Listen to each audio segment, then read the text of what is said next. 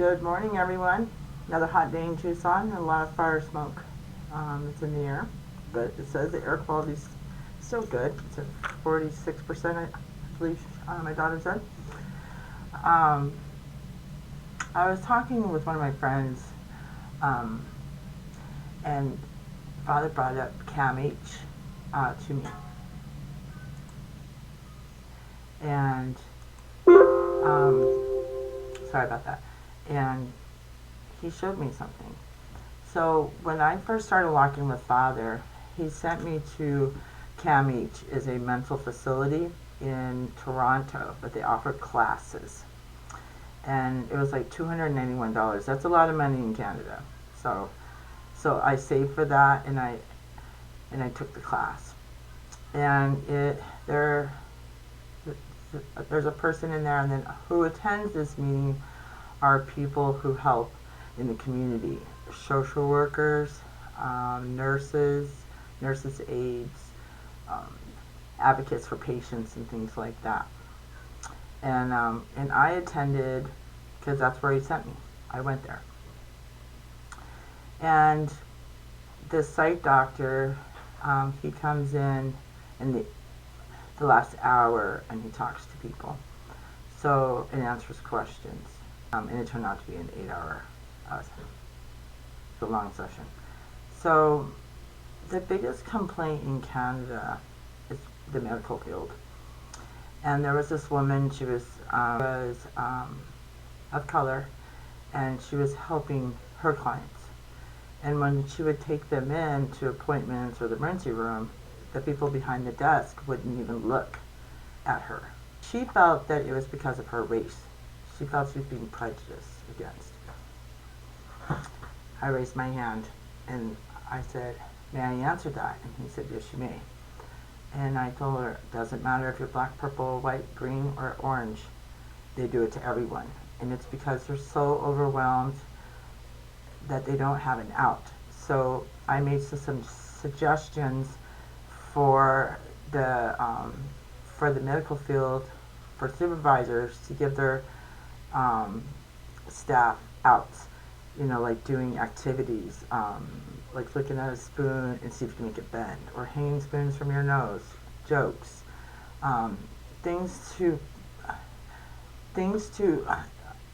help them, you know, because could you imagine? So in the healthcare in Canada, it's free, but it's not free. Sometimes you're in an emergency room for 2 days, and you can't leave because they may call your name.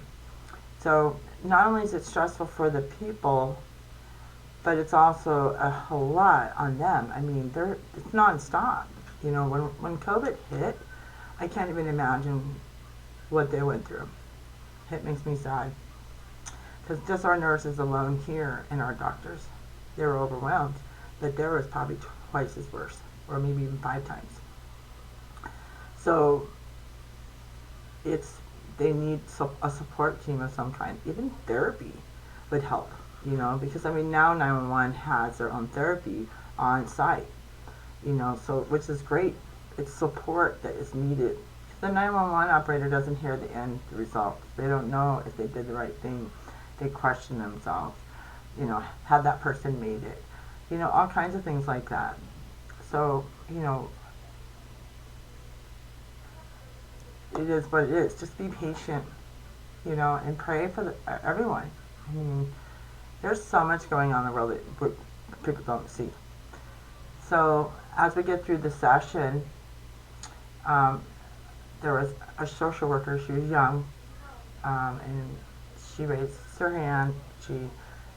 And they said, okay, so they let her talk. And she was asking, why is it that we do all we can to help them get their jobs and they don't keep them? And I raised my hand. And I asked her, are you listening in between the lines? And the whole room like asked, what? What do you mean? And I said, when people talk, there's messages in there that they have low self-esteem. They weren't raised good. They weren't taught certain things. A lot of kids are just dragged. In Canada, children receive a credit. It's every month. and it helps pay like for clothing and stuff like that. And then when they turn 18, it's no longer, unless they go to college, I believe. Don't quote me, I'm not sure on that. But they're not, or I mean, there's some situations that could be bad, and so what happens is they don't keep their jobs. And I know because they try to help me too. So they got me into bill collection. All things, I help people, and I had a hard time with that, and I didn't follow through with it. But my whole life, I had not followed through on my work ethics. My dad gave me good ones. I did work, I did everything I was supposed to, but it was about the long period of keeping my jobs. I mean, if something got bad or ugly, I would just leave, and just move on to the next.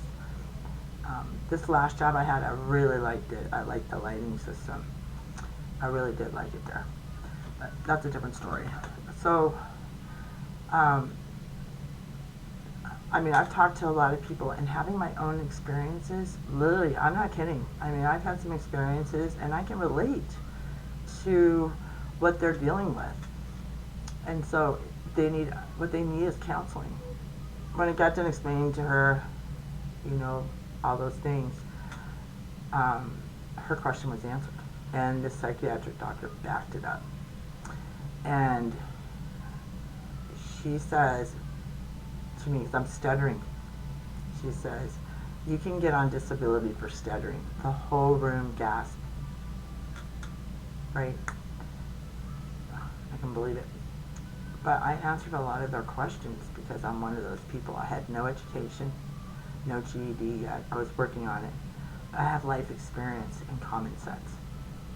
So Father sent me there to open their eyes. Father sends a lot of us in places to open people's eyes. And this is why it's important to listen. Because one thing that I have noticed a million times over, employees will let you know what problems are in and around the company, what works and what doesn't work. The customer has it too, but they're not looking at it in our view, right? We work for this company that we chose to be loyal with, and we see things and we report them. On that last job, I reported 5 different instances, and they all thanked me because they missed it. You have people you pay as safety officers who missed it. That's something that kind of blows my mind. You have 2 of them. I have no idea where they were. But if I can help save a life or help someone get ahead in life and by pointing out things or showing, or using my own experiences to help another, I'm going to do it. I've done it, and I'm not ever going to stop doing it. And I've even learned myself. I'm back there helping those people 14 years ago, and I'm laying here in bed talking to a friend, and I just realized. And I'm making all these videos, and I'm realizing things myself, even my own mistakes. I had it a long time ago, and I missed it. Because it seems like I'm always overly concerned about helping others, and I forget about myself. And that's when I made that video, Finding Forgiveness for Oneself. It is easier to look on the outside than it is to look on the inside. Trust me, I know.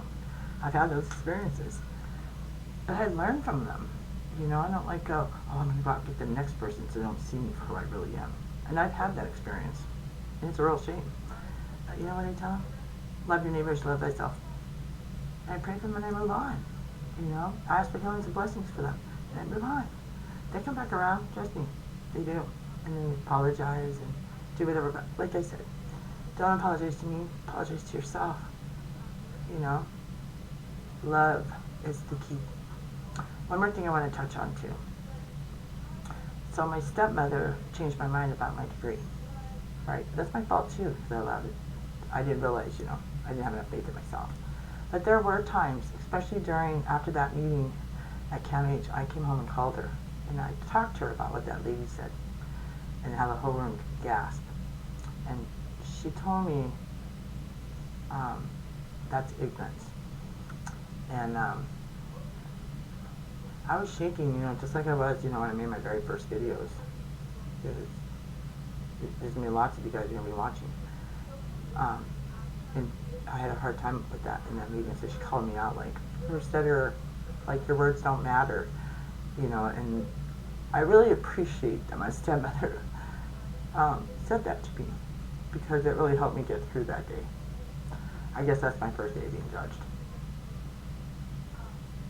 I just pray that everyone in my family heal, and me to continue to keep healing. And that they will love me one day and accept me for who I am. Even if they don't, it doesn't matter. And I don't ever have to see them again. It doesn't matter either. But I just would like them to be healed, you know, to work on their own individual situations. And I pray for all of you guys too. And I just want to leave that with you, and God bless. Peace.